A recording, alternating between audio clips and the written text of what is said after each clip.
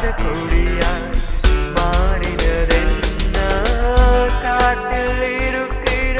திராட்சை செடியின் ஆகாத கொடியாய் மாறினதென்ன இப்போது முன்னை நான் நேசிக்கிறேன் இப்போது முன்னை நான் நேசிக்கிறேன் இஸ்ரவேலே என் சொந்த ஜனமே நான் உன்னை மறக்கவில்லை இஸ்ரவேலே என் சொந்த ஜனமே நான் உன்னை மறக்கவில்லை